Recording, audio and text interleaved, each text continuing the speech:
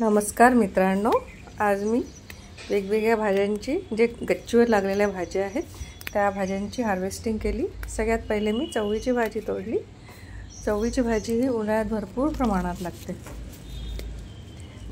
मी बिया पेरून 1.5 महिना झाला असेल, त्यानंतर ही छान वाढली भाजी आणि मी याला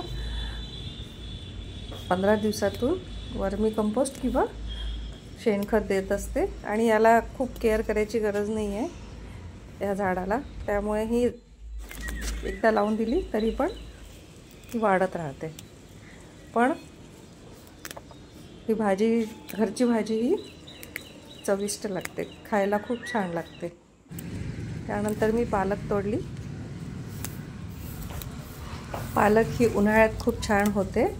कधी आपल्याला असं वाटतं की उन्हाळ्यात इतक्या भाज्या निघतील का, पण उन्हाळ्यात पण भरपूर भाज्या निघत असतात। पालकला मी चवळीच्या भाजीप्रमाणेच आठवड्यातून किंवा 15 दिवसातून एकदा शेणखत किंवा वर्मी कंपोस्ट टाकत असते, किंवा शेणखत शेणाचे जे कंडे असतात ते पाण्यात टाकून मी त्याचं लिक्विड फर्टिलायझर बनवते आणि ते पाण्यामध्ये डायल्यूट करून मग ते टाकत असते। आणि लाल भाजी पण बघा किती छान झालेली आहे, पण मी आज तोडली नाही कारण भरपूर भाज्या तोडलेल्या होत्या। त्यानंतर मी वांगी तोडली। वांगी पण आता भरपूर लागत आहेत आणि हे झाड मी जमिनीत लावलेलं आहे। जमिनीत पण झाडाची वाढ खूप छान झालेली आहे। हे एकाच झाडाला बघा भरपूर वांगे लागलेले आहेत। याला पण मी शेणखत आणि वर्मी कंपोस्ट देत असते किंवा शेणखताचं पाणी करून देत असते।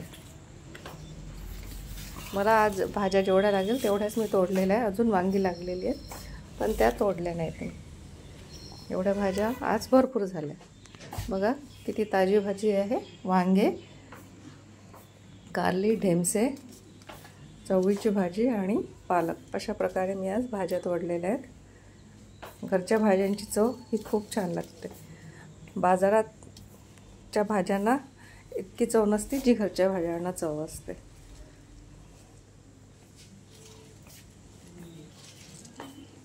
धन्यवाद।